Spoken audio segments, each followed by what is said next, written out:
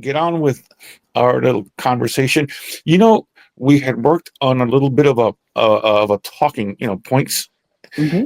list, and let me call it up on my computer over here. And one thing that, if you don't mind, I want to sort of go back to. We didn't cover this last week, which I think is kind of. I think people would like to know this. We never covered our past, well, yours more than mine, certainly, involvement with the Guardian Angels. Yeah. Yeah. So, for a lot of people that may not know this, the Guardian Angels is a group of, well, let's just say security, volunteer security people in New York City. Well, they're all over the world now. They're international, but back in the day when they first started, the Guardian Angels was established by a gentleman. Some people may have heard the name Curtis Sliwa. He's a bit of an advocate, and he a politician as well. He ran for New York City mayorship. I think last time around he got defeated. But so he started the Guardian Angels to patrol the New York subway system. And he started with, originally, I think it was 13, if I remember correctly. And I don't know, were you part of the original 13, or did you come in after you expanded? They expanded. I was part of the original 13. I think from what I remember, we were in high school. We were at Cardinal Hayes. Yep. I remember that. For those of you that are familiar with the Bronx and Cardinal Hayes, so I went there, and Curtis Lewa had come into our classroom, I believe, in my sophomore year, and it was originally known as the Rock Brigade, Yes. right? Yes, it was originally known as the Rock Brigade. I thought that Curtis, even at that time, was very charismatic, right? Hmm. So he was able to get our attention, and I think it was in the beginning, it was supposed to be an effort to clean up the neighborhood, Hmm. and then it transformed into what is now the Guardian Angels today. As you can hear the sirens in the background, I live in New York City, right? But it's The New York City theme song. it is. But I was not. So I was part of the original group, but I wasn't like our mutual friend Arnaldo Salinas is actually I believe second in command of the Guardian Angels at this point. That's what I hear, yeah. Yeah, and he's always thrived with the Guardian Angels, and yeah, it was. Yeah, man. It was part of like growing up, right? Being part of that was transformative. But unfortunately, I left it early because I was like exploring other things, Hmm. Yeah. and yeah. But I was Yeah. not. Yeah. No, I came in too early when it expanded. I wasn't part of the original, but once they started expanding, they tried to bring me in, and I came in for a couple of events, but then I realized, this is not really for me. Speaking honestly, I was a little bit immature for that at the time, Mm, and not least of which, part of the Guardian Angel, sort of like the makeup of the mantra, call it we want to call it, is that they, at the time, certainly, they went into the subway system and patrolling New York unarmed. And I thought, wait a minute, unarmed? and they're still So, unarmed from what? oh, are they? Yeah. So Well, that I don't know how unarmed, but right, right. Well, right, they probably might carry like a spray, a pepper spray, or whatever. I something don't to know. resist, right? But at the time, it was nothing, and I thought, you know what? Maybe this isn't really for me. So I left the group early, but I was part of that first expansion into the Guardian Angels. And interestingly enough, I went through the news clippings online today, and I found some old newspaper clippings, and I'm going to go ahead and overlay it on this Oh recording. no, really? Yeah, I I couldn't gotta put. find you. I couldn't find you in it, but I found a very young, very skinny Arnaldo Salinas, which is I about 50. actually believe that I have to look, but in my I have to find my yearbook for high school. But I've got to believe. Oh my gosh, I think there's a picture there of the Yeah. original 13. I've got to look for it. I'd love to. Yeah, Now that if you you can jogged find that in my that and memory, take a yeah, snapshot of it and send it to me, that'd be great. yeah. Yeah, but I found an old newspaper clipping of the original in a subway car with the old graffiti all over the old nasty train cars. So 70s and I 80s, oh, 70s and 80s, baby. what a trip. But so anyway, so I just thought that the general public, whoever's listening to, might like to know that about, well, you more than me. And then at some point, maybe we can talk Arnold into coming on and joining us, so he can Oh, give I'd love us, that. yeah, His so he can give us some perspective, more, sure. yes, and give more perspective as to what's going on and how that's working out. But so okay, so let's Well, changing not up. only that would be great Yeah, to have Arnold on, only because not only from a historical perspective, right, from his viewpoint as to when it all started, but how it's thriving now, because he's still a very active part of that sure, organization. So I'd yeah, love to know what's happening with it and now. they are international now. You know, I Yes. mean, who knew when we first started? Well, when Curtis first started that it would grow to that magnitude. Hmm. But there he is, you know, running for mayor, you know, running this. I think it's whether it's Curtis or whether it's Arnold. I think it's also a for-profit organization, or at least it was for Arnold, maybe at one point. I'm not really sure if he's still doing it, like a security firm. But I'm not sure. Yeah, that I yeah, don't know. but Yeah. anyway, yeah. At some point, maybe we'll get him to come on, and maybe he can catch us up. Yeah, would Yeah. love that. So yeah, and me too. But and then hopefully you talk about the ultimate prize, right? If we can get Curtis to join us, but we'll see. That depends on. I mean, he used to be a former Republican mayoral candidate, so I mean, we'd have to be have quite an audience, I think, to get him on there. So that's something we Oh, should I know it. strive I for, know right? it. That's why I said hopefully. We'll see when we get beyond like 10. We'll ask him. Let's work on 10 first. Yeah, let's work on 10 first. Let's work on what we can count on two hands Yeah, first, and then we'll see exactly. from there. But Although I am following the analytics of this the podcast, and since I went on just yesterday, I think it was, and today, by the way, today's what, the 30th of November? yeah. Hmm. Just since yesterday, since I posted these on YouTube and put it out there also on Facebook, you know, we've had 20 people sort of at the very least watch and sort of chime in, you know. Oh, So wow. yeah, Didn't 20, know 20, that. yeah. Wow. So yeah, so yeah, I didn't know that. That's pretty, I like that. not bad for a first day Not bad for a anyway. confident, all over the place first episode. Could Yeah, you imagine when we start actually, you know, start knowing what we're talking about? making And sense. true, Oh true. Lord. But anyway, I just thought that was a nice place to start. I was thinking about that this week, and I was like, man, Yeah. that's a good one to bring up. So I'm glad. Thank you for catching me up on all Oh that. yeah. That was wonderful memories. It's kind of like that time in my life. That was our golden. Those were our golden years, right? I mean, we were in Yeah, our teens and just exploring everything and taking advantage of all the options that were available to us even back then. So yeah. good times. It was very interesting. It was a lot of fun. That and everything that came from that time period, whether it was street football or just hanging out. Or major blackouts or Yeah, there was that. there was that, major blackouts or all Yeah, sorts of. I heat mean, there was waves. heat waves and political climates, and it Yeah. was a weird time, and the decade of free love. I never got a chance to take advantage of that. I was a little Yeah, too me young. either. I was too young. I was too But young. I was too young to take advantage of that.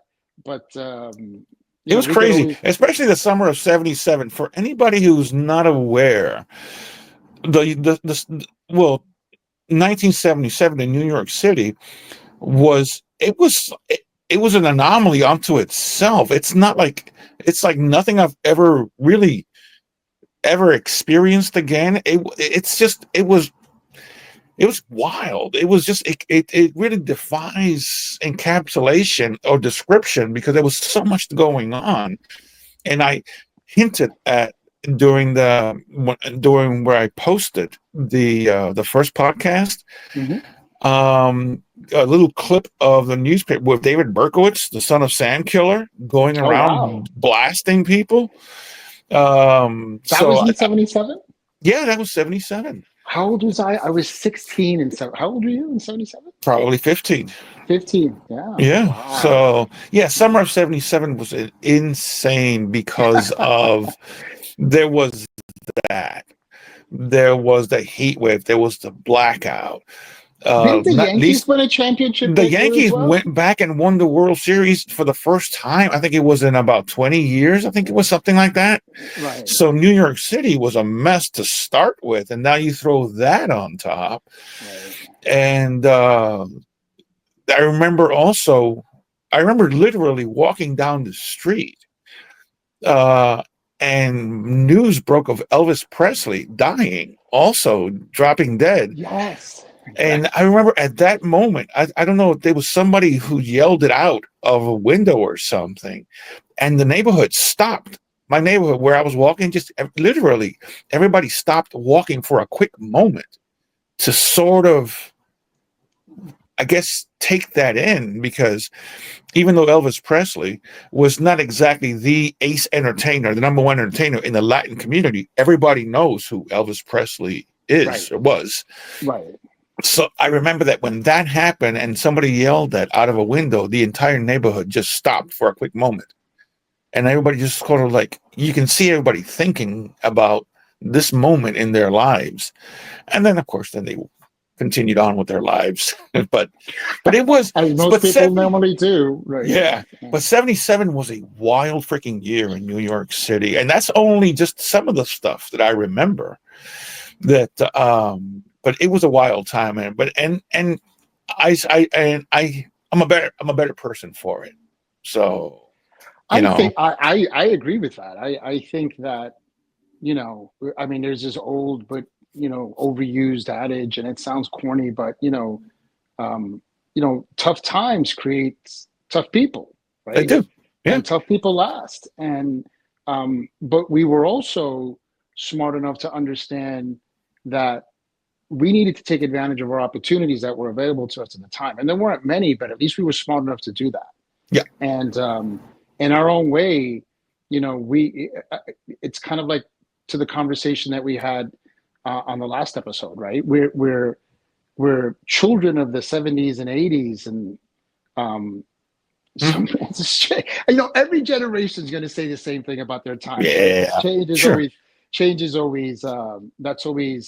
that's what makes the world go round, right? It's always Yeah, going to be that something is a affecting us. constant. You It's a know, those that constant. were raised in the 60s will say the same thing, and those in the Exactly. 50s will 70s. say the same thing. So, You but know, certainly from our perspective, that was, and and really, even historically speaking, just if you research, and the chronological, happenings, it is difficult to find a time frame that that is just as bizarre as what happened during that one year in New York City. I mean, hmm. everybody was affected, like when they first heard of the news of Elvis Presley. It doesn't matter whether you were there in New York or in Shanghai, everybody knew the king, but very few people worldwide can understand a blackout in a major metropolitan city like New York City. That was insane what That happened. lasted for days in Yeah, the middle of one of the worst heat waves that that's New York right. ever experienced. Yeah. That's right. It was nuts, man. And it was two different worlds. If I remember correctly, in New York City, there was a daytime and then there was a nighttime. The daytime, everything seemed like really calm, right? Because the sun was out, it was Yeah. blisteringly hot, and every Yep. I think the fact that it was so hot, no one wanted to do anything, so it was Right. still we were all zombies in the heat. But the nighttime brought a different kind of savage out in that Oh neighborhood. It was just God. kind of crazy. And when we're talking neighborhood, guys, we're talking about like 138th Street, you know, um, Yep. Cypress Avenue, Brook, Yeah. Third Ave, St. Anne's, that area. Yeah.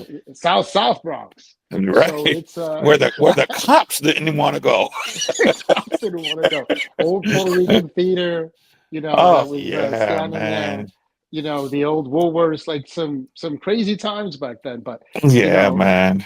it's just but I could say that, we could say that about any generation, right, Yeah. Ralph? Like Yeah, they're everybody always has gonna their have like the moments. Yeah. yeah, everybody's gonna cling on to their memories, which is cool, Sure. whatever. Yeah. But anyway, just it's amazing how we sort of like transitioned back then. This was not part of our talking points, but No, here not we at all. But are, we could use those talking points for our next Exactly, podcast. exactly. Yeah, because we're already 17 minutes into a 20-minute. Yeah, for all my Bronx people, I grew up there, right? Ralph and I grew up there. We are so proud of that borough. It's Sure. part of who we are. We'll never be able to, not that we would ever want to escape it, right? Yeah, It's part of our upbringing. Proud, it proud. is. It is. Yeah, It made us who who we we are. are. You Yeah. know what I mean? It's or at least certainly we developed our roots to grow, and from that, and I wholeheartedly believe that me being who I am, if I was raised anywhere else during that same time frame, I wouldn't be the same character, good or bad. You know what I Hmm. mean? I would Yeah. be somebody completely different. Like a little more shed into my personal life is like my brother, who we won't spend too much time with that. But my brother, I came from a broken home, and my brother was raised primarily by my father in Puerto Rico, but he was distinctly different from us. I mean, he's a big dude and he was nice and he was likable and everything, but I don't want to call him an outsider, but he certainly didn't think like us, or he didn't develop the roots that we did. So I guess the long story short is I'm trying to say that I'm glad for my upbringing, as rough as it certainly was in some cases. I'm glad because it brought me to this point right here and right now, and everything that I've attained. So I'm glad for it. Strange as that may sound to some people. Yeah. No, it doesn't sound strange at all. Look, we were at a point at that time where you and I could have gone either way, right? Mhm. Look, half my family has been imprisoned, right? And then the other half, it's almost like a life of two extremes, right? You know, Half my family went to college and got a further education and are doing well, thank God. And then there's the other side of the family that kind of went the wrong way, and they're Yeah, spending the rest of their lives in prison, and and that's sad because as a you look at your family and all members of your family, right? You want them to do well and succeed and have families and be happy, and it's just that time you could have just gone either way. If we look back at that time and I say to myself, what is it that changed me, right? Like, what is it that turned me and said, I don't want to follow this path? hmm, And I think one of that was my cousin Lucy. We would hang out tough when we were when I don't know, I was a teenager, well into my mid 20s, and I saw her life and I saw her be heartbroken. And she grew up in those projects on 149th Street, and it was just, it was to see her family, disappear one by one for mm, whatever reason was yeah. just really, horrible to see. And when I say my cousin Lucy, that's my uncle, right? My uncle Reuben, who's still very close to this family, and the pain that he went through, and I'm like, I know. wow, yeah, I that know. was horrible.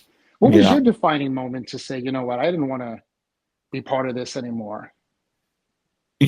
I'm going to say this, and I don't know that I ever told you this, but I can clearly remember my defining moment where I said no, no, and I sort of, in that moment, I sort of was looking for something and someone somewhere to gravitate to. And just so happens that it was you and your family. But Uh-huh. I remember the moment, and this is going to sound maybe a little bit corny to some people, but I It's was a fine. We little love corny. right.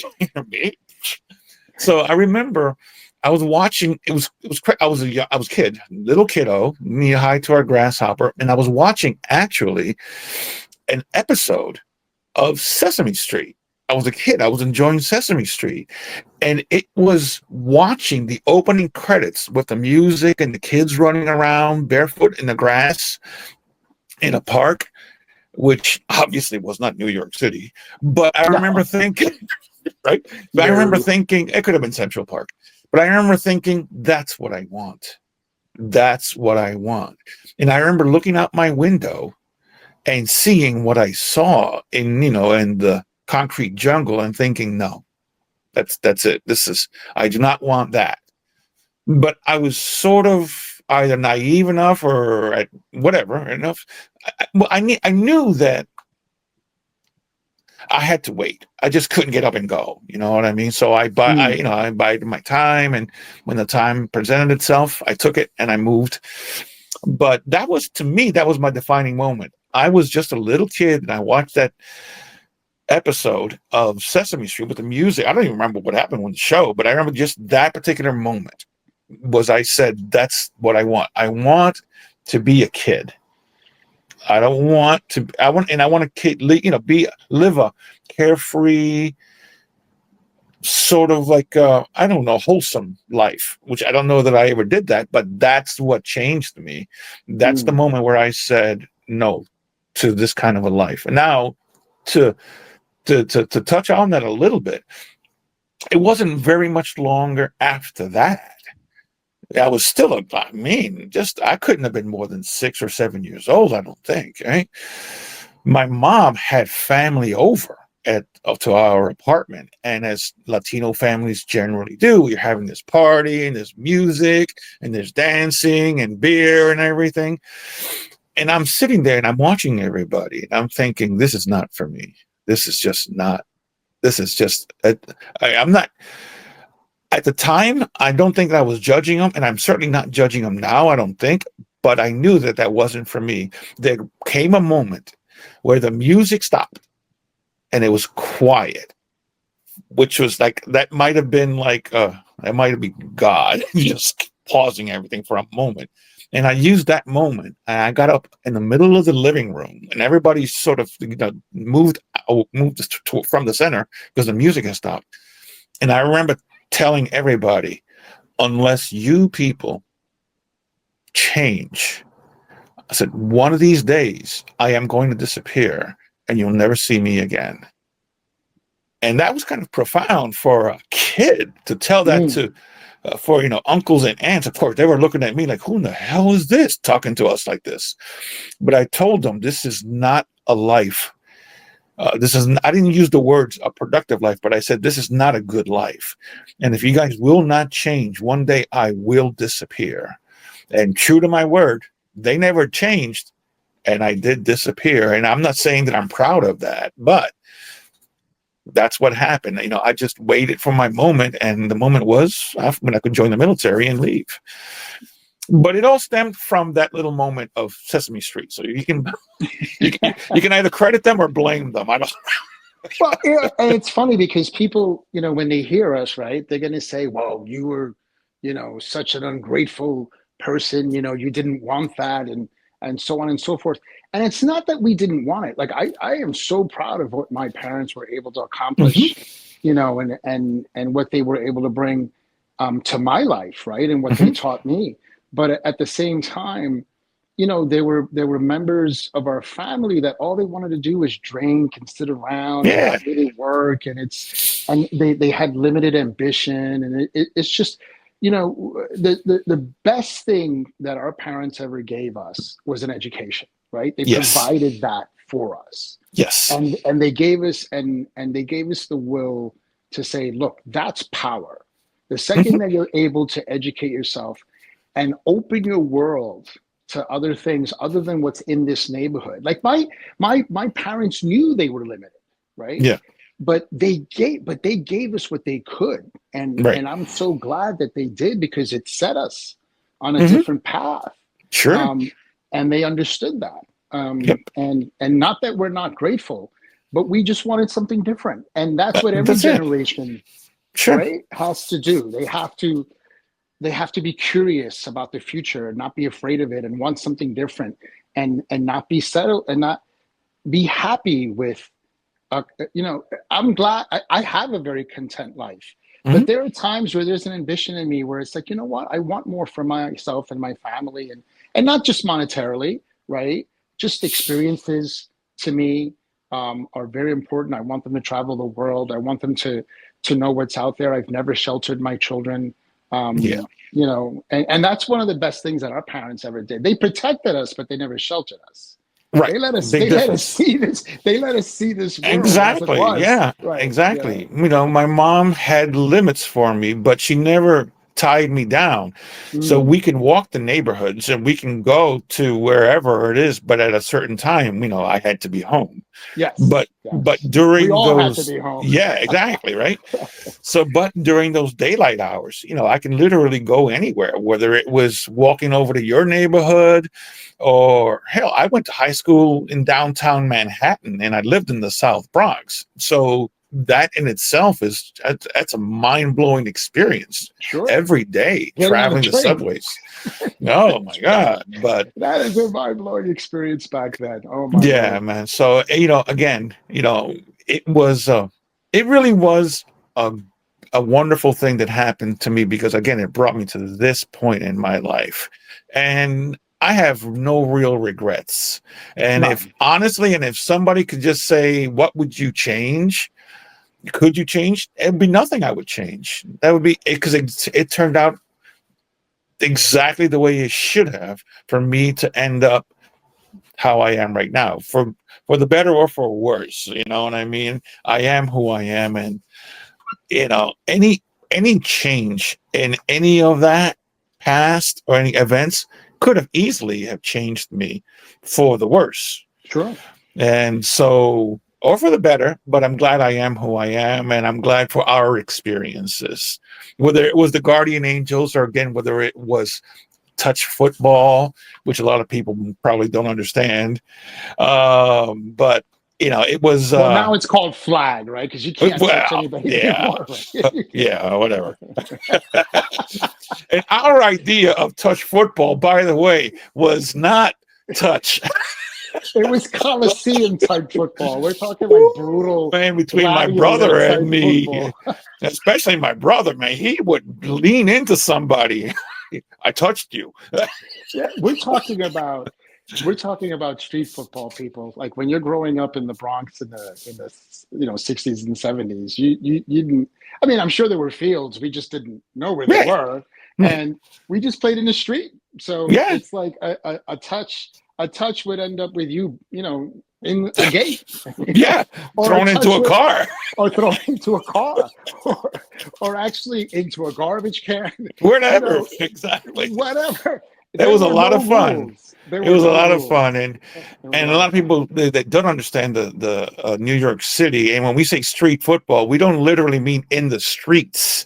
The sidewalks in New The York City sidewalks, are right? freaking wide. I mean, Yes, especially in my own neighborhood, so we could yes. play a full out touch football on the sidewalk and screw everybody walking by. Now, now, not to say that there weren't a couple of minor injuries of innocent bystanders who just happened to be in the way while we're playing, but Who told you to be there?